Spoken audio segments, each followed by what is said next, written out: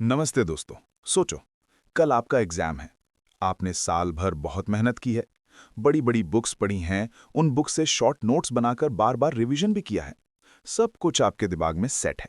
आपको पता है कि आपकी तैयारी पक्की है।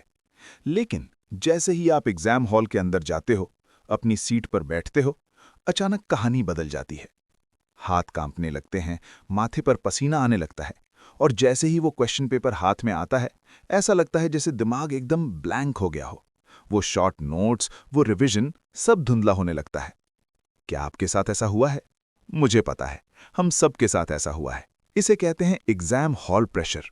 और सच कहूं तो ये प्रेशर आपके सिलेबस से ज्यादा खतरनाक है, क्योंकि ये आपको वो भी भुला देता है जो आपको अच्छे से आता था।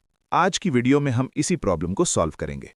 मैं आपको बताऊंगा कि एग्जाम हॉल में खुद को रिलैक्स कैसे रखना है और स्मार्ट तरीके से पेपर कैसे लिखना है ताकि आपकी मेहनत बेकार न जाए। तो चलिए शुरू करते हैं। पार्ट 1, हॉल के बाहर, द गेट कीपर स्ट्रैटेजी। सबसे पहली गलती हम एग्जाम हॉल के अंदर नहीं, एग्जाम हॉल के बाहर करते हैं। जब आप सेंटर पर पहुंचते हो, वहां आपको दो तरह के दोस्त मिलते हैं। एक वो जो रिलैक्स्ड हैं, और दूसरे वो जो पागलों की तरह आखिरी मिनट में किताब के पन्ने पलट रहे हैं।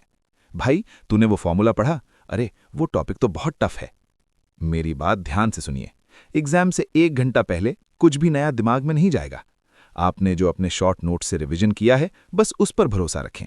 जब आप इन घबराए हुए दोस्तों के पास खड़े होते हैं, तो उनका डर आपके अंदर ट्रांसफर हो जाता है।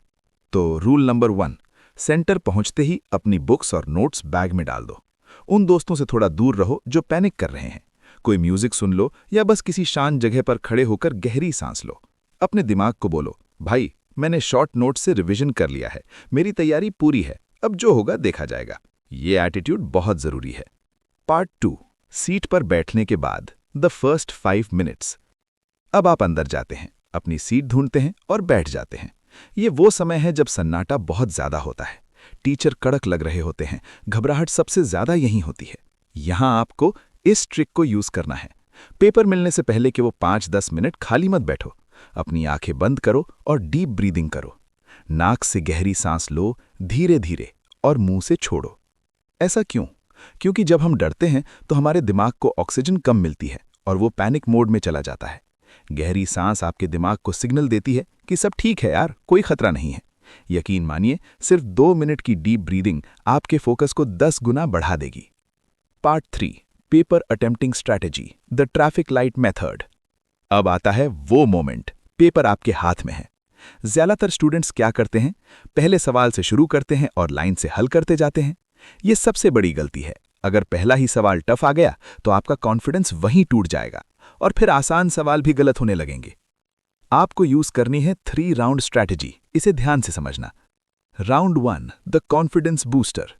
पेपर मिलते ही पेन मत चलाओ। पहले 15 मिनट सिर्फ पेपर पढ़ो और पेंसिल से उन सवालों पर छोटा सा टिक लगाओ जो आपको 100% आते हैं, चाहे वो पूरे पेपर में सिर्फ 5 सवाल ही क्यों ना हो। सबसे पहले सिर्फ इन्हीं सवालों को सॉल्व करो।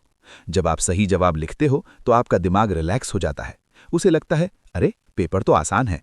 आपका हार्ट सेट हो जाता है और कांपना बंद हो जाता है। Round 2, the thinkers. अब उन सवालों पर आओ जो आपको थोड़ा डाउट है, जो 50-50 हैं या जिनमें थोड़ा सोचना पड़ेगा। अब चूंकि आपका डर खत्म हो चुका है, आप इन सवालों को ज्यादा बेहतर तरीके से सोच पाओगे। Round 3, the danger zone. आखिर में उन सवालों को देखो जो आपको बिल्कुल नहीं आते या बहुत टफ हैं। सोचो, अगर आप शुरू में ही टफ सवाल में उलझ जाते तो टाइम भी बर्बाद होता और जो आसान सवाल बाद में थे वो भी छूट जाते। इसलिए टफ सवालों को हमेशा लास्ट के लिए बचा के रखो। पार्ट 4, जब बीच में अटक जाओ, ब्रेकिंग द ईगो। अब एक बहुत प्रैक्टिकल प्रॉब्लम की बात करते हैं। आप लिख रहे हो, सब सही चल रहा है, अचानक एक सवाल पर आप अटक गए। यार, ये तो मैंने अपने नोट्स में पढ़ा था, याद क्यों नहीं आ रहा? यहीं पर हमारा ईगो बीच में आ जाता है।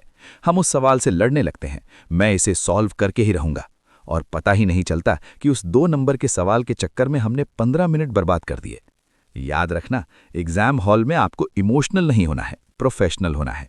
अगर किसी सवाल पर 2 मिनट से ज्यादा अटक जाओ तो उसे छोड़ दो। वहां थोड़ी जगह छोड़ो, उसे बाद में देखेंगे, आगे बढ़ जाओ। रुकना मना है, फ्लो टूटने मत दो। और हाँ, अगर बीच में बहुत थकान लगे या पैनिक हो तो पानी पियो। एक घूंट पानी आपके ब्रेन को रीबूट कर देता है। Part 5, the last 15 minutes, the finishing touch. अक्सर हम जोश में पूरा पेपर लिख तो देते हैं, लेकिन चेक नहीं करते।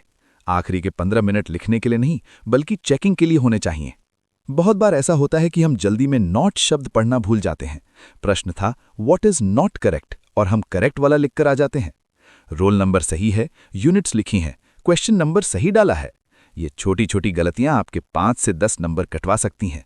इसलिए प्रूफ रीडिंग बहुत जरूरी है। तो दोस्तों, बात सिर्फ इतनी सी है। एग्जाम आपकी लाइफ का अंत नहीं है, ये सिर्फ एक छोटा सा हिस्सा है। प्रेशर सबको होता है, डर सबको लगता है, लेकिन जीतता वो नहीं जिसे सब कुछ याद है। जीतता वो है जो उस 3 घंटे में अपने दिमाग को शांत रख पाता है। अगली बार जब आप एग्जाम हॉल में जाओ तो मेरी ये बातें याद रखना। गेट के बाहर ज़ॉम्बीज यानी स्ट्रेस वाले दोस्तों से दूर रहो।